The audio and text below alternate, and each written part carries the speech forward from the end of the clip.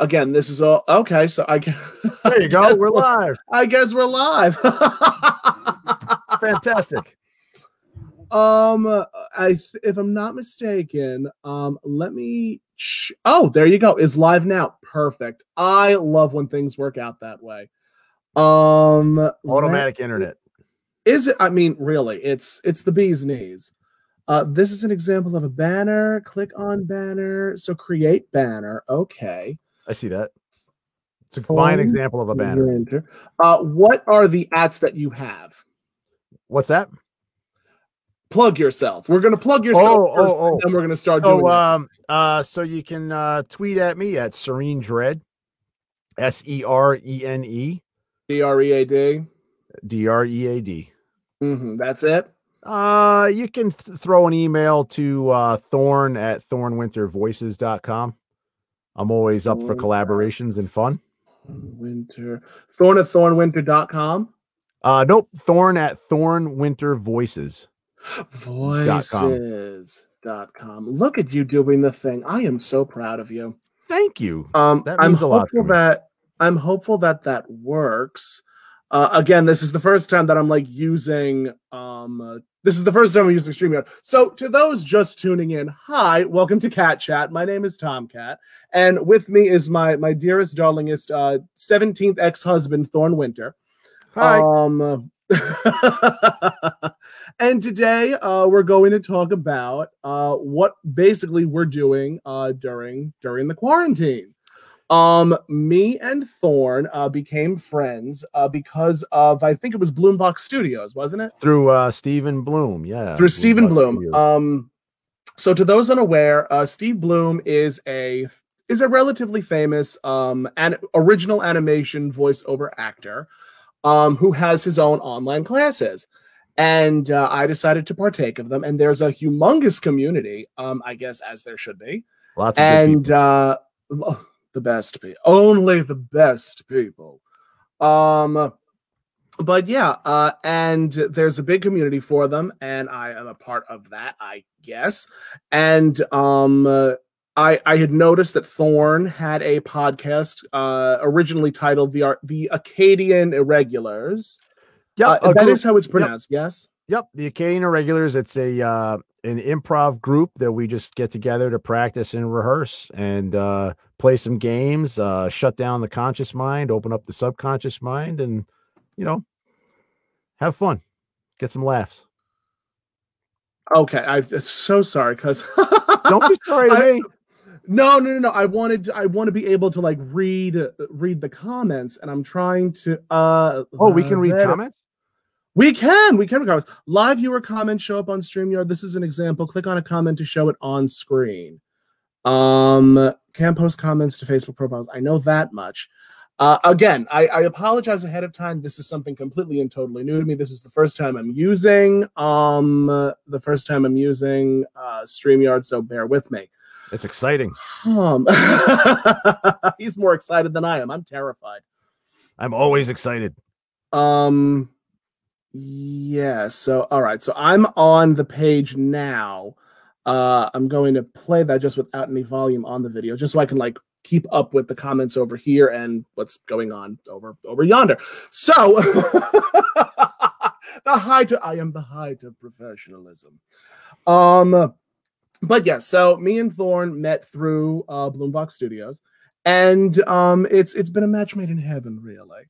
As you can see, Thorn is incredibly good looking, and he honestly can do so much better than me. But yeah. So, what were you doing prior to COVID?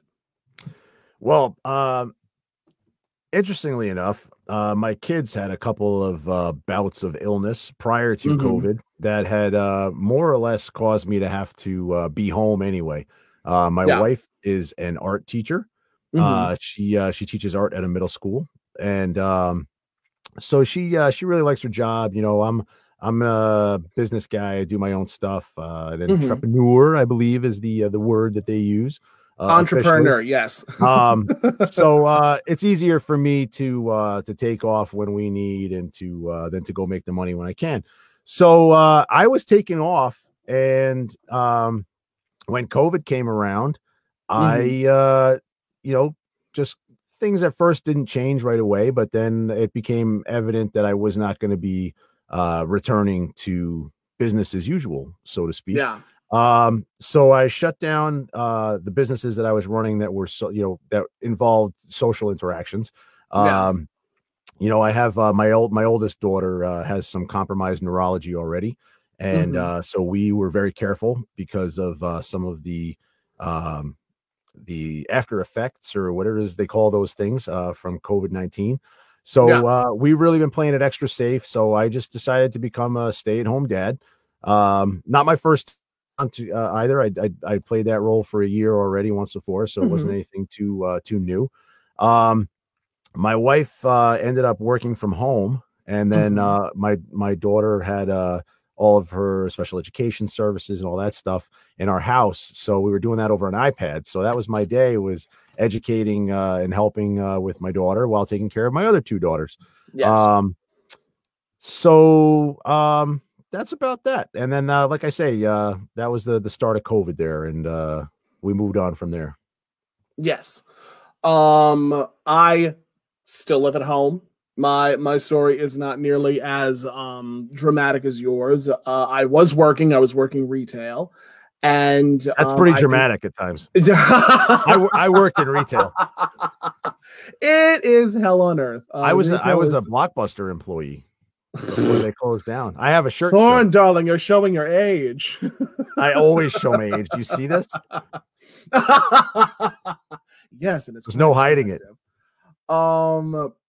No, I was working retail, and then I actually contracted the virus, and I basically said to myself, I heard that. Yeah, I'm not. I can't go back. It's just not happening. Sure. Yeah. So I was pretty much forced to resign. And it was really unfortunate. And I said to myself, I'm like, well, I guess I'm not going to be working in the foreseeable future. So what can I do? Sure. And I was very fortunate that I had a little bit of money saved up. So I'm like, you know something? For the longest time, I've wanted to get into voiceover. So, prior to everything, I originally had a show called Catt and Kristen, with my co-host Shut Up Kristen, and because of that, I had a webcam and a microphone. So that's a good name. Yeah, I'm a fan of interesting names. Well, trust me, we will definitely get to your podcast and the Acadian Irregulars, because I do want to hear the backstory behind that. So because I had this original show, I had a microphone and a webcam already. So I'm like, all right, let's see what fruit this bears. That's a lot. That's a challenge, a hard challenge to overcome. Oh, I'm a naturally born actor. The only thing is money. Money is always the that's biggest the hard problem. One. Yep. That's always the hardest hurdle to jump. But yeah, so I started taking Steve's classes, and I just am learning so much I'm learning. Absolutely. And that's honestly what I've been doing, aside from, the occasional drag show I'll do, the occasional I'm trying to think of words are hard, but I've been trying to keep myself occupied. It's unfortunate because most of the conventions where I usually frequent, everything's shut down now. You had actually told me that you frequent the Jacob Javits Center at some point. Well, I mean, I was a Comic-Con goer for years. I mean, had some awesome experiences there. I met Stan Lee several times, which was just pretty awesome. I still got a couple of his signatures on some items, and one of the most important signatures that I still have is my friend Chris Ferracci. So we waited online all night to get in to see Stan Lee. Yes, we got in there. We're waiting. We finally get up to the desk, and he says, "What do you guys want to sign?" And my friend Chris just picks up his sleeve. And he says, "Sign my arm." So Stan Lee signs his arm with a permanent marker, and he asked me, "What do you want?" So I quick rummaged through my pockets, and I give him. I had a fortune cookie in my pocket that I really liked, so I gave him the fortune from the fortune cookie, and he signed that. And, it was a great fortune too, so that to have Stan Lee's signature on it really means a lot to me. But that's fantastic. So we took Chris, and we left the Javits Center and went right up to Rose's Tattoo Shop, just up the street there, not too far. and we got it permanently inked into his arm. So he's got Stan Lee's signature inked into his arm. I've always been fascinated by people that do that. Do they do it intentionally, or is it just for funsies? Oh no, well, I mean, it's intentionally fun. Okay, if that makes sense. Yes, it does in fact make sense. I'm reminded of like some women that I've seen that like get their breasts tattooed and then have the I've never seen that. You've never seen that? I don't know. I've never seen. Oh, you know what? Actually, no, I'm sorry. You're right. You know what I was thinking is like a big design, like when they get like the handlebar thing, you know, on the back, but instead like on the chest. But you're right. I've seen some breast tattoos, some impressive breast tattoos. I mean, yes, I have seen my fair share of breasts. But yeah, so that's fascinating. I mean, I've been going to conventions for the last, I think, 10 plus years. And you know, when I go, I do dress up. I enjoy the attention that I get I mean, you don't expect a 6'4" drag queen to go to conventions, but I don't think anybody, I am. You know, I think that there's so much stuff at those conventions that nobody expects to see. There's so much. And it's also a great way to like meet other voice actors. It's a great, absolutely, yeah. It's a wonderful way to meet. It's a great networking event. Yeah, absolutely. Conventions are always a fabulous networking event. So yes, the Acadian Irregulars. Where did that stem from?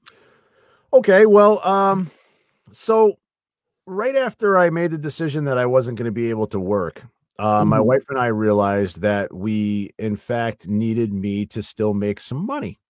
Yes. And because we can't, you can't stop making money. You gotta feed people. There's clothes for kids. It is unfortunately one of those awful things where you have to pretend to be a loving parent and make money. I am. I authentically am a very loving parent. And I gather that. I love being a dad. Like the best thing that happened to me was becoming a dad. So I decided that I was going to find a way to make some money. Now I have an entertainment background. I started out singing for some metal bands, and then I started screaming for some hardcore bands, and then eventually I ended up doing some rap. I did a little underground hip hop career with my buddy Fro Magnum Man, who incidentally just was featured on the new Arrested Development album that just recently came out. So he's a very talented guy. Kudos to him. Kudos to him. Yeah, he's also responsible for the theme music for the latest podcast that we just produced. Fabulous. So he puts a lot of stuff together. So anyway, I decided I needed to make some money. I had this entertainment background. My voice has been trained. I actually was trained by a guy named Steve Baxter through online vocal lessons. And he's the guy that trains Steven Tyler and a whole lot of other, very well-known, very talented singers. But I'm not a singer, right? So you train the pipes and you got this voice and you've got this control, but I was never comfortable with being on a stage. It's just not my, I'm not a limelight spotlight kind of person. I enjoy being behind a microphone. I enjoy telling stories. So that's another aspect of this is that, for most of my life, I've been a writer. I was still, I say was, but I'm still am. I do creative consultations for character creation and character development. I do ghostwrite for other writers. I know everybody's got feelings about that, but the truth is, there's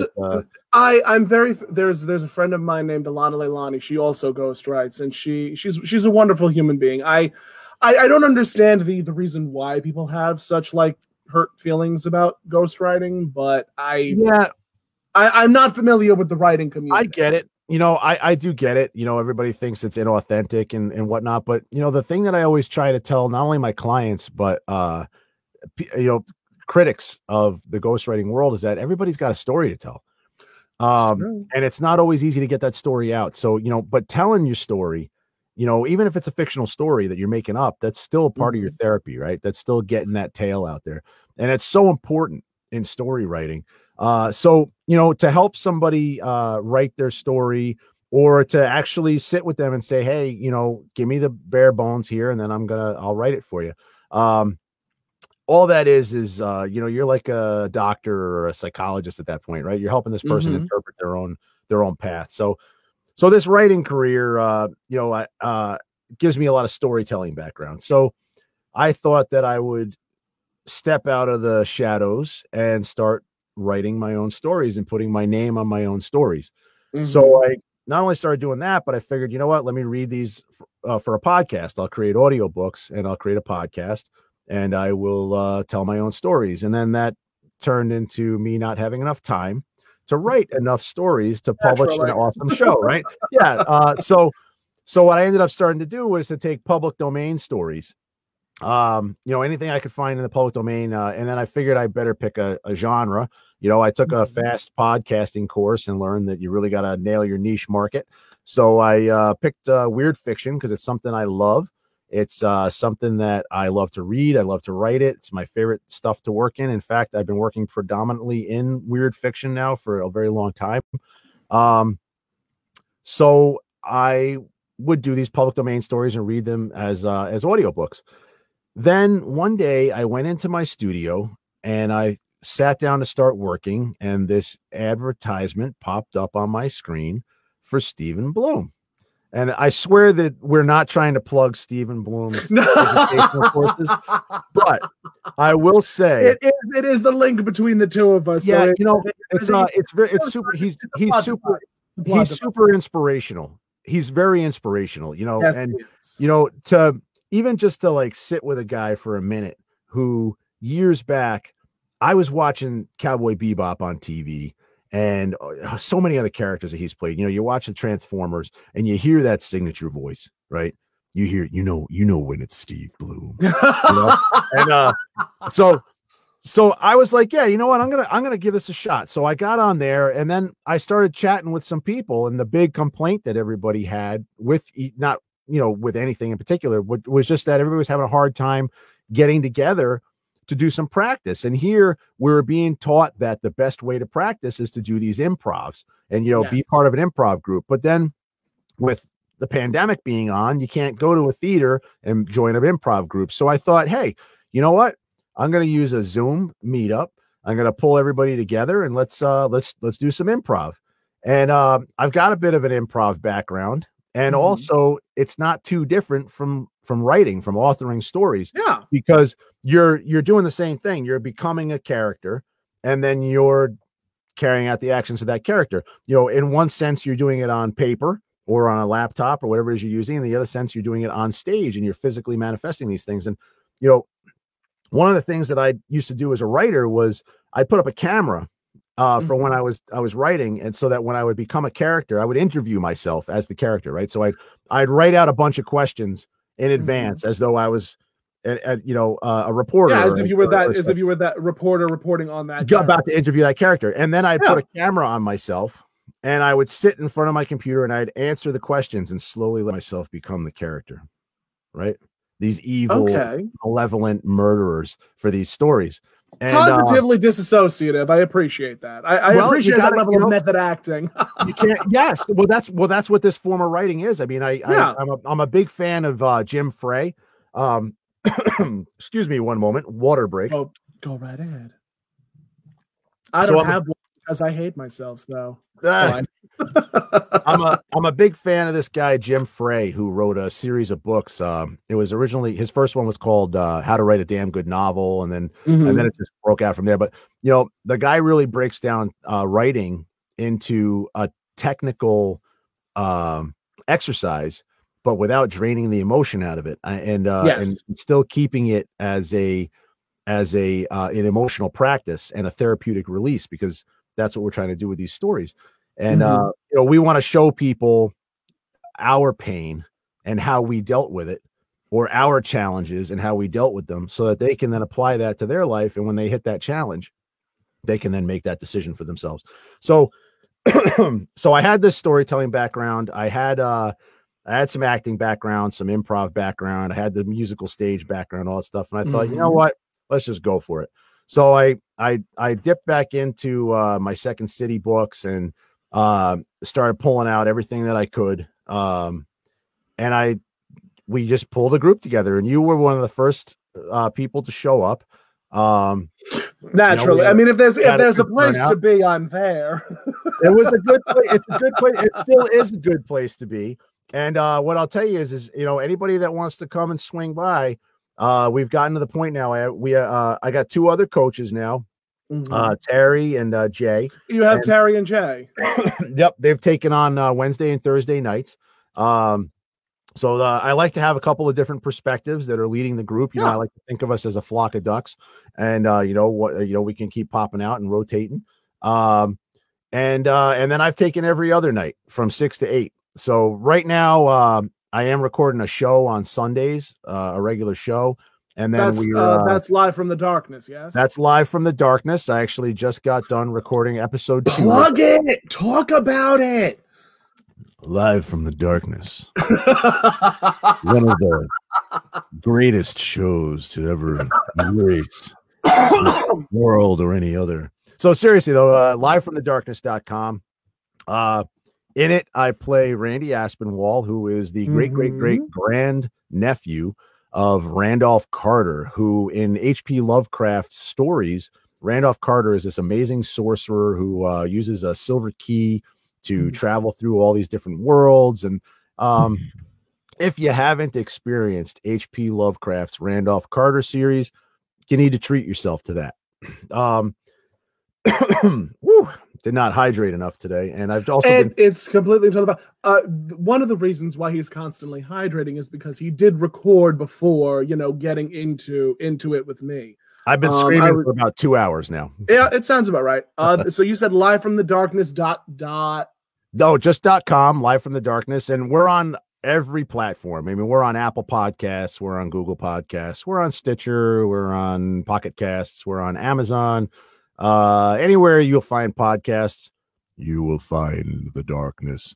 You can go find Live from the Darkness. It would be nice if I actually spelt it right.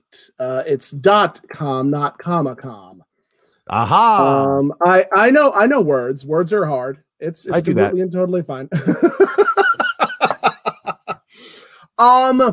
So what brought you to this sort of sci-fi niche? I guess you can say. Now that's a good question. So I know. I'm glad I asked it. Way back, way back when I was a youngster, I was a huge fan of sci-fi, fantasy, all that stuff, right? Willow, Star Wars, Krull. All these awesome movies that we got in the 80s and the 90s. And I wanted more. And in that hunt for more, I discovered books. And I found that I liked books better than movies. And I was an avid Dungeons and Dragons player as a kid, obviously still a nerd, but I think it's common practice to be a nerd if you decide to jump into these areas of study. Strange children make for interesting adults. Correct. 100%. I want to have that tattooed on my backside. I know a tattoo artist near the Jacob Javits Center that can take care of that for you. Delicious. Continue. So I'll keep you laughing. We've been you always do. It is a comedy, Live from the Darkness is a comedy improv show. So if you try to listen to this with the idea that you're gonna like scare yourself or anything, no, you will laugh though. I promise you will laugh. It's improv parody of weird fiction and horror. So anyway, I found that I really like reading. So then now it became the hunt for books, right? It was like, oh my God, I can't get enough books. So I did all the choose your own adventures. I did all the classic fantasy novels. I went through all the TSR books and I loved them all. They were all fantastic. But then one day I skipped out of gym class and I hid in the phone booth that was outside around the corner of the gymnasium at my middle school. As one does. And yeah. So I made my way after the gym teacher had taken all the kids and walked them out the front double doors and outside. I made my escape. And as I was heading up the hallway to go to this, so if I at the school I was in, there was like a door that went under the school, and you could Mm-hmm. sneak in there and make your way all the way up underneath the stage for where the school's theatrical stage was, and you could just kind of hang out and hide under the stage. And on my way there, laying in the corner of this hallway was Stephen King's The Wasteland. Oh, that's a So novel. so I took that book and I went through this secret door in the school in beneath the high school, and I crawled underneath this, like, it was crazy. I mean, it was just dirt. There was nothing Mm-hmm. under there. Was no foundation. So it was just this dirt area where they had like stored stuff. There was like some wood for the shop in there. But Yeah. so I would get all the way in the back there. I nuzzled in there with my Stephen King's Wasteland book, and I started reading it, and I fell instantly in love with this style of writing. And this Mm-hmm. it's not exactly sci-fi, it's not exactly fantasy, it's this like slipstream um kind of writing. So Slice of life sci-fi. that's an interesting way to put that. Slice of life sci-fi. That's That I think is probably the best way to describe Stephen King, because you wouldn't call them young adult fantasy. You wouldn't call them well, outright horror. Well, interestingly enough, though, I actually happen to really like Stephen King's fantasy a lot better than his horror. Okay. Not, his horror books are great, but my go-to for horror is I'm probably gonna get smacked for this, but it's I'm a huge Clive Barker fan. Okay. And Okay. the interesting thing about both Clive and Steve is that they both have ties back to original golden age weird fiction. H.P. Lovecraft, Robert Chambers, Algernon Blackwood, um, Mm-hmm. Ambrose Bierce, like all these like amazing, archaic, so to speak, authors that Yeah. these are the founders of science fiction and fantasy, really. And then you got Fritz Leiber with Conjure Wife and the Fawford and the Grey Mouser series, and everything just becomes an evolution, right? Yep. But really at the beginning, and weird fiction has a rich history and goes back even to like the late 1800s. There was oh boy, I wish I could remember this fellow's name for you right now. There was a writer that wrote back in the late 1800s, and it was really like the first recognized weird fiction tale. And all it was a story about a guy that spent a night in a mansion and met a ghost in the mansion. And it is so damn spooky. But I was going to say that this isn't Edgar Allan Poe.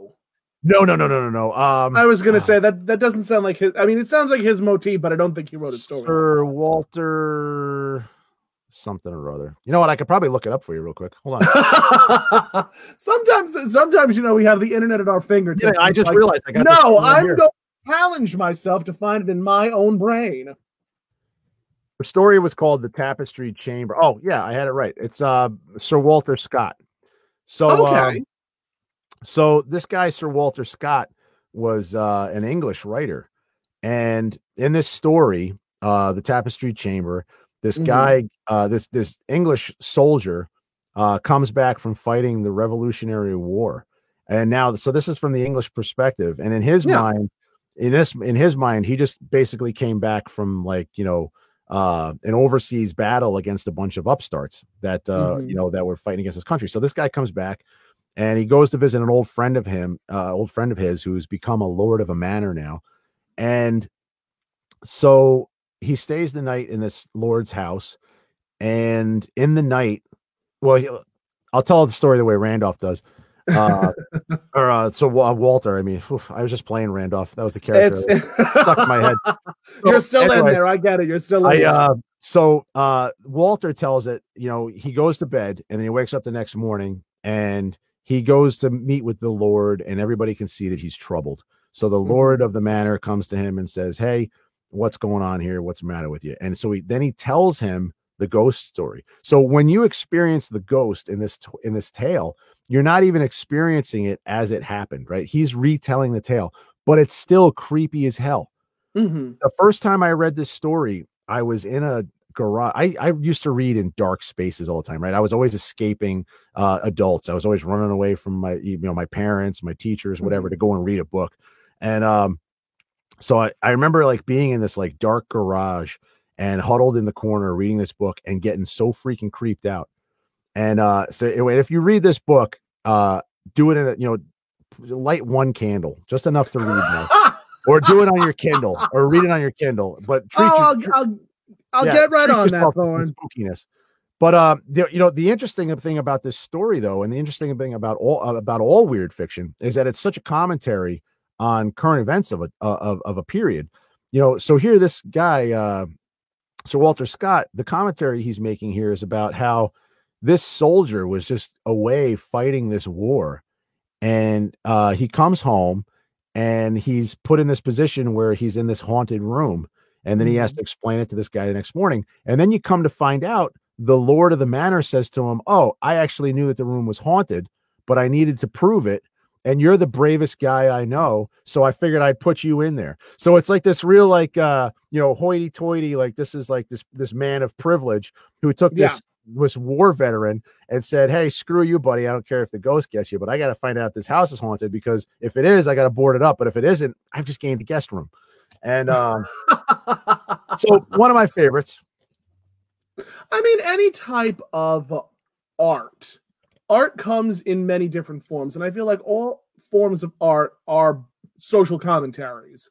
Social commentaries, they sort of essentially fall into the same world of, like, it is a person expressing themselves in a way that is understood by many. Sure. Or very few. Or very few. I can say, for instance, I have never been under any sort of circumstances where I've been in a house that was haunted. But I've definitely been in a few funeral homes where I felt eyes on me. It's all about the ambiance. All about the ambiance. and the aura that I so obviously have. But yeah, it's always so fascinating, reading these sci-fi fictions. Especially when you start to understand where the writer was at the time when they were writing this. It's fascinating to me. It's absolutely fascinating to me. And I'm so thankful that you are sort of, I guess, spearheading the charge, or being a, there's a certain type of word for it, and an evangelist, or a spearhead, being just someone who is bringing this to the forefront of people's minds. Well, there's actually a big weird fiction movement that's occurred, and I'm noticing that. I've never been like on time, right? Culturally, I've never been on time. When I was, I'm so unfashionable, right? I tried fashion one time and it was a disaster. It was just horrible. Like, let me guess, it was during the 90s, right? It was in the 90s, yeah. And it was. I listened to I was with this girl. I had this girlfriend, and I listened to her, and it was just a bad thing to do. So anyway, I've always been a little culturally off, right? And usually I'm a couple years ahead, or like a couple of years behind with something that happens, right? So I come up with something, I try to be creative, and it's just not the right time for it. And that's something important. I was gonna say, you're in very good company. I am producing Maude Live. Maude was a famous sitcom during the 70s that I'm trying to bring into 2020, 2021. You know what? That's awesome, though. I think that's so important. And that was the point that I was just about to make is, please go right ahead. I used to think that way, that, oh man, I'm always so far behind, or so far ahead, or I'm so far ahead that I'm behind. And it got, you can boggle yourself with that kind of thinking. And then finally I was like, you know what? I'm just going to do what I love. I love weird fiction. I love writing. I love creating characters. I love becoming characters on the page. And then, of course, when I started doing these Audible, or these audio books, of course, that turned into me really becoming these characters, because now I'm performing them vocally. You're starting to find yourself, basically. Well, I found a love for more performance. Yeah. Like I say, I don't like to be on a stage, but I love to be behind a microphone, making a character come real with audio, because there's so much more to me anyway, there's so much to creating an audio experience Well, I feel for a listener. so.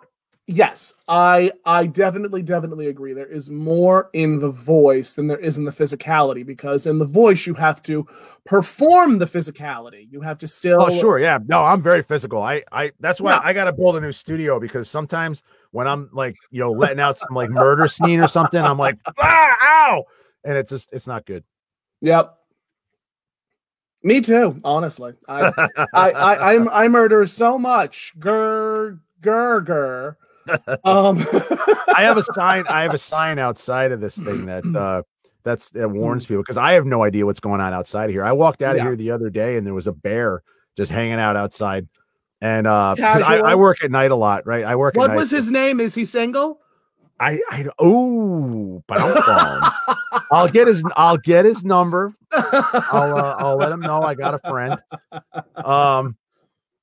But yeah, being in here, you just that's part of the movement forward, right? From during the pandemic, is I started recording these Audible books, I call them Audible books. I'm pursuing that right now. But well, I mean, is it like not ACR, ACX? ACX. Well, now I'm moving into that, but before I was just doing this for myself, right? I was just creating my own podcast, setting up my own YouTube channel, that kind of thing, and putting that stuff out there. But that led to me building my first small studio, and I converted a section of my garage into a little studio just by throwing up some 2x4s and then putting some sound blankets around that. And actually, the first thing I recorded on was an old cracked iPad that I fixed it, and then I bought a microphone. You can get the MV88, the Shure MV88. It's a great mic, and you can put it on that iPad, and you can turn that iPad into a recording studio, a pretty decent recording studio, good enough for podcasts.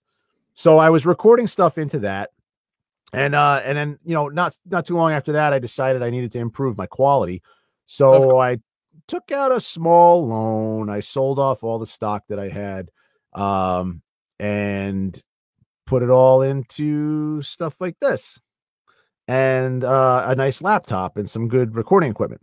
So it's an investment, but it was an investment I wanted to do with quality.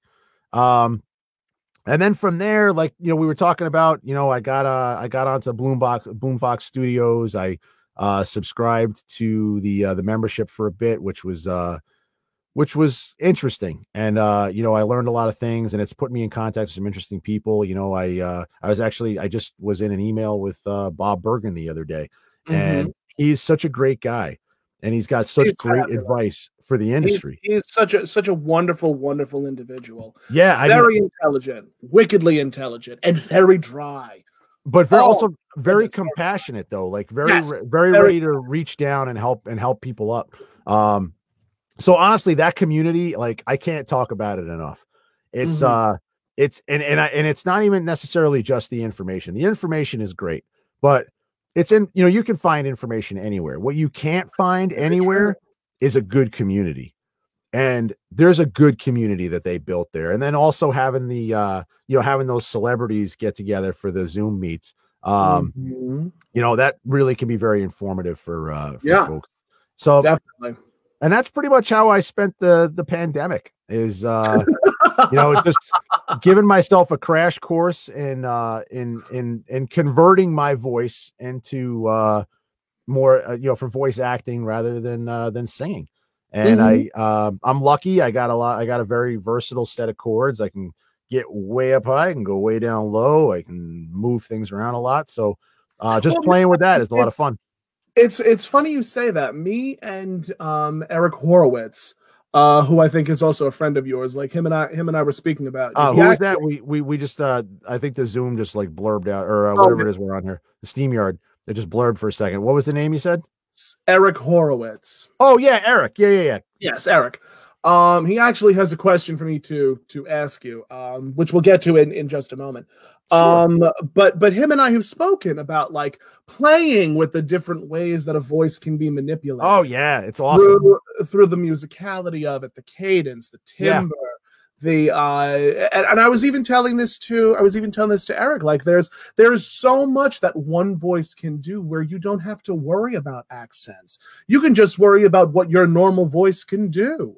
Yeah, that's where I fall short. Like I actually really want to work on my my dialect and my accents, and it's a great, honestly, having various accents are definitely good skills to have. Yeah, I think so. I mean, everybody seems to be an expert on this, that, or the other thing. But I'll tell you right now, one of the co-hosts for Live from the Darkness, Manny Silvera. He's an Acadian. Manny. So Manny does the Boston accent, but that's not all he does. He's got so many different dialects that he drops, and every one of them is awesome. Like that's something that, for me, as is a personal goal, is to start working on more of those dialects. I mean, I love doing voices, but let me see if I could find because there's something called the Help Network. Are you familiar? The Help Network. That sounds familiar. Help Network. They have various classes. Oh, yes. They're like the dialect. Yeah. I think I signed up for that a couple of days ago. It is in November. But it could be worth checking out. I think it's free. I'm pretty sure it's free because I don't sign up for things that cost money. Especially because I don't have much of it. I hear you. I feel like that's everybody's story. I'm starting to get thin in my budget myself. On that note, if you don't mind, I would just like to say again, please come and listen to Live from the Darkness. Just put those words into your podcast player. Live from the Darkness. There are hardworking voice actors, and we work really hard on putting this show together, and we want your money. Well, that's one of the reasons why I had you on, was to plug your work. Thank you. You're quite welcome. And of course, you can share this when it's all said and done. I mean, you can even share it now to get your friends and followers to watch. I don't have any friends and followers. You're full of shit. You are absolutely full of it. But yeah. So the question that Eric has for you, is Thorn Winter. Is that a stage name or is that your name? I could tell you, but then I would have to change it again and go somewhere else. I understand completely. It's the same thing with me and Tomcat. That is my real name, and that's my story, and I'm sticking to it. No, actually, to give you a little more interesting story on that. It's less interesting, but more interesting at the same time. So, of course. I actually, I was born with a different name, but part of my, I was I'm not sure how to put this. I was a very challenging youth. And you of all people challenge. And that led me down a couple of different paths. And I actually, when I was in high school, so this girl came up to me, and I don't even know if I was in high school. Yeah, no, I must have been. Yeah, I was in high school. So I was in high school, and this girl comes up to me, and she's like, "Hey, buy some weed from my boyfriend." So of course I'm like, "What's weed?" But yeah, I'll buy some. So so the short of it is I scrounged up as much change as I could. I brought it in the next day, and I gave her $5, and then I waited weeks for this guy to finally come through with some weed. So he gives me this little brown piece of paper after school one day, and it's got like a couple of little stems in it. And like these other stuff that I don't recognize. I don't really know what it is. I don't want to buy. So I'm just like, oh, cool, a girl, and weed. And so anyway, I had that and ended up getting caught. And this is when the DARE program first started. So this was a no holds barred situation here. So that's it. You're done. So the cops came to my house. And there was some things that were said that I'm not going to share. It is what it is. Don't incriminate yourself. Don't incriminate yourself. No, no. I don't feel incriminated. I was angry about this for a long time because of how the situation was handled, and I think that I was a good kid up until this point. And then when I got kicked out of society, all of a sudden I was like, all right, let's do this. And so I went down a little bit of a dark path after that. And nothing too terrible, but just very self-abusive, I would say. And it took a long time for me to follow that path. And the truth is a big part of that therapy for me was that writing. When you read a horror story or when you see a horror movie on TV, or, I know it's the same with non-horror, non-weird fiction, all that stuff too. But in a lot of senses, a lot of people with some heavy trauma end up liking this genre, right? I feel like forming any type of art is therapeutic. Yeah.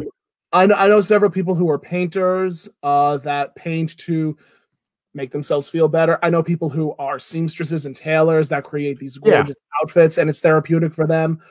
Writers, also the same thing. You're getting your feelings out on paper. You're telling a story. You're doing something creative, and it's helping. Creativity is it's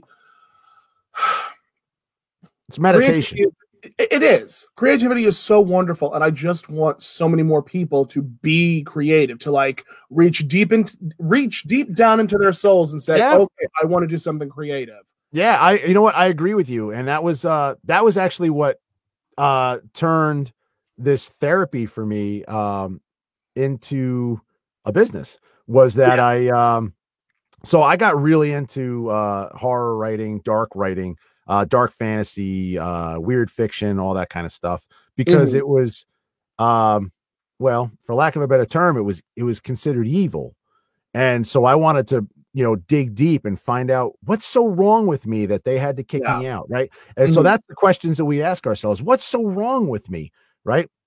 And so when we answer those questions for ourselves, we can find these doors that we open that add to our identity and that alter our identity. And so for me, I just got to this point in my life. My wife and I were not married yet, but we had started talking about getting married, and we knew that we wanted to have a family. And so in my mind, I had cut off all my hair. Oh, so back then I had long blue hair, and some piercings. I decided, by this point though, now I've cut my hair, I've gotten a real job and all that stuff. And I'm just trying to make it happen. But I made this decision that, what, this person that I was needs to die. Now, I was raised in a Hindu ashram. That was the first religion I experienced was Hinduism. And it stuck with me. Before I read the Bible, I had read the Mahabharata, and then my parents became Catholics. I don't know how that worked out, but I know it was really weird for me. It was quite a move.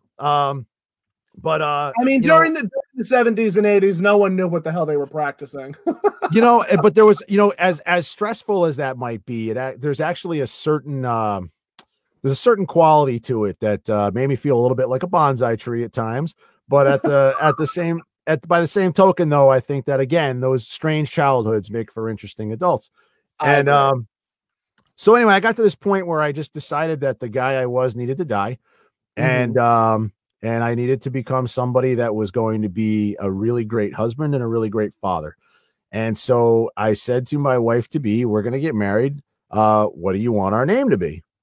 And so she picked out the last name.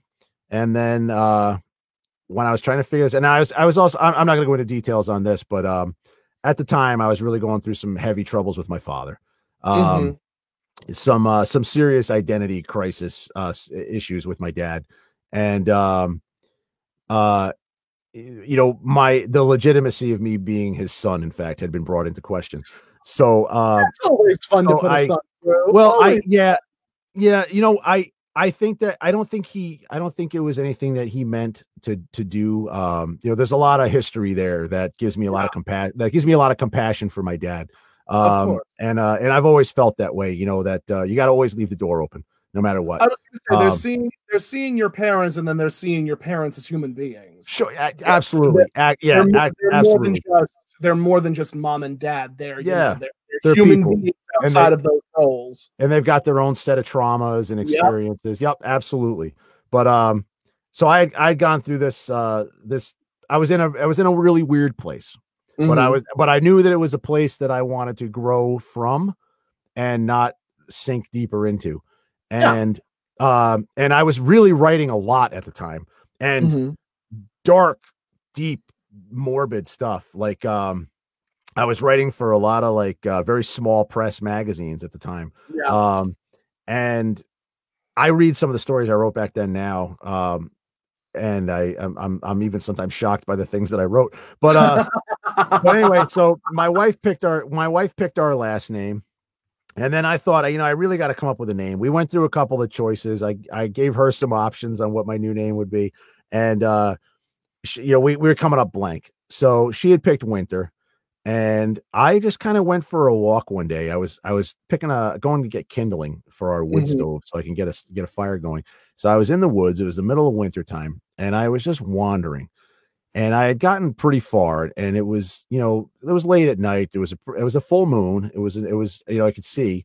And I was just trudging through the snow. And then next thing you know, I'm in this heavy briar patch, and I'm stuck all through with thorns. And in that moment, there was your come to God moment. And well, in that moment, like as I'm there, I see the moonlight coming down, and there's snow, and there's these thorns with no leaves on them. It's the dead of winter. There's no life in this any longer. This is simply a thing that is dead, hanging in the forest in the middle of winter. And in that moment, I connected with a word, thorn. And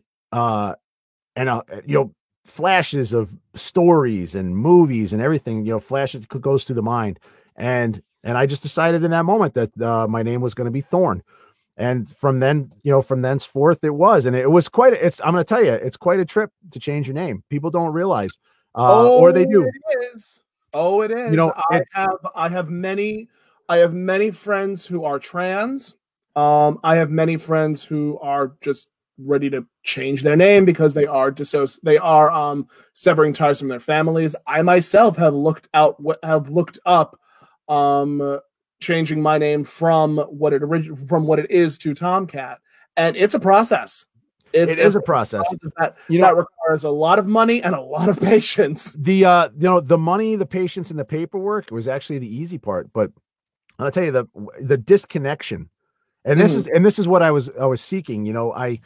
I told you we started out with Hinduism and then went through Catholicism. I left the Catholic Church and dove headlong into Druidism and Wicca. It was Druidism. For the longest time, I thought it was paganism that you went into. Paganism, whatever you want to call it, right? It's the search for truth, the search for spirituality, and that leads to so many other things, right? So we, from there we fall into Buddhism, and I was a martial artist when I was younger, so I was really interested in Taoism and all these different things, and then I, in college, after I left high school, after that the weed experience, I ended up going to college, and there was this wonderful sociology professor there, Professor Tom Lambert, and that guy had so much compassion, and I think he saw the situation, and he had some really great talks with me, and I attribute a lot of the man that I became to fellas like that, who looked out and said, hey, this is somebody that needs some help to become a better man.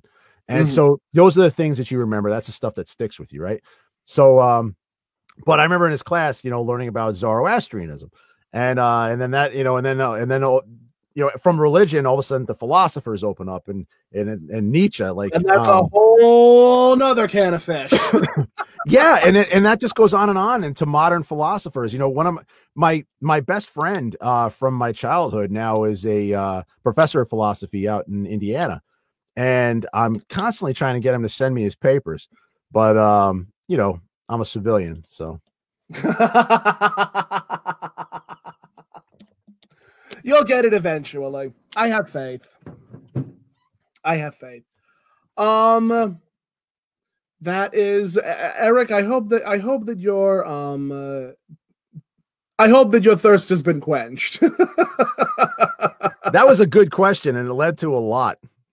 It did. I mean, when we started, you wouldn't believe what my real name was. It's strange. It's actually less believable than Thorn Winter, believe it or not. I believe it, honestly. Given I say my real name, but Thorn Winter is my real name. You know, yeah, they're all real names, right? They all just pile on. Your identities are never false. Correct. No, but the names that I've seen recently, I'm like, you know something? I don't care what your name is. Are you a good person? Great. Well, I don't care if your name is Witch's Brew. I don't care if your name is Siddhartha Gautama. Are you a great person? Outstanding. Wonderful. I think a lot of the interesting names that we're seeing these days are because, you know, we had some pretty interesting television that we grew up with. And and at the same time as having all of this interesting media, I see. I just got a little message there from Eric. I think he's thankful for you. He thanked me to answer the question. He said that was an so you know, aside from having all this interesting media as kids, you know, I know a lot of people that are disconnected from, you know, the movies, the books, the fiction stuff, right? And I've known people that have flat out said, no, I don't do fiction, it's stupid, right? But those of us that did, a lot of us needed it. You know, there was so much missing in our lives that fiction replaced. You know, and guys like Steve Bloom, in fact. But you know, the old school fellas that did the Transformers voices, the Dungeons and Dragons cartoon voices, you know, the Thundercats, Gem and the Hologram, all of them. Yeah, all of them. Yo, Gem, yeah. You know, you know, all those guys that were a bunch of nerds that dealt with their own stuff. And again, these are, and not just guys, you know, there's the industry's opened up to women now, which is good. You see a lot more gender movement. Yeah, one of my vocal coaches said, like, because of course I asked this question endlessly. One of the things that my vocal coaches told me is like you have a great voice, you have a wonderful speaking voice, but you need to like butch it up a little bit. And then like on the other side of the coin, he'll be like, well, also know that your voice, that androgynous type of like gender fluid voice, is going to be in demand very, very soon. Yeah, you know what? I agree. I think anything that's signature, you know, I slapped, when I first started doing this, I slapped together a fast demo of voices, you know, and you know, some old stuff, and I'm not really warm at all right now, so I don't even know if I could push any of that out there, but please, don't strain yourself, please. But yeah, and I've been screaming all night, but when I showed it to Bob, he made a great point, and he said, listen, if this was the 80s, this would be a really great demo. And so in that, you know, the learning from that for me was, yeah, you know what, he's right. I got to pay more attention to what's going on in video games right now, what's going on in cartoons. You know, I'm fortunate because I have 3 daughters that love cartoons. So I learn the cartoons, and then I buy them the toys, and then we go in their room and we play dolls. And I say things like, come on, Evelyn, we must save the Rainbow Kingdom. And you know, and they love it. They have a great time. And you know, I think that the connectivity to life overall that I found from this pursuit, which came out of COVID, because I don't know that I would have been pushed in this direction from where I was. So it's kind of a little bit of a silver cloud for me. And you know, I was working myself to death. The gray that you see in my hair and on my face, I put on in about 3 years. I was literally working around the clock, you know, trying to get them, you know, make that money. Get that, you got to make that 6 figures to take care of the family. And it's not easy. It's not easy. I don't recommend that lifestyle for anybody, because that will not only age you, that will kill you. Well, eventually I'm going to die. And my thinking was, I mean, I don't know about you. I intend on living a little bit longer than after death. Well, you know, we'll see. Yeah, who knows, right? I think I have come up with something. I'm pretty sure I have faith. You know, everybody's perspectives change constantly, but for me, it all comes back around to being a dad. You know, everything connects back to being a dad. You know, I knew I was going to become a husband and a dad. That's why I changed my name, because it was like, okay, I need to just separate myself psychically from this entity that is hurt and crazy. And it was a great exercise, and it was a painful exercise, because, you know, I remember the first time I looked at myself in the mirror, the first time that I actually recognized myself as Thorn Winter and not this person who I was before. And that person is still there. The memories are there. Everything's there, but there's a point. And I got this idea for changing my name from Hinduism. You know, when you get married, you know, you change your names. You know, you start a new life together. And so that was where that came from for me. Was the idea to do that, was to stop this life and reincarnate into a new life. Yeah. And yeah, this is a good talk. I really like this. This is fun.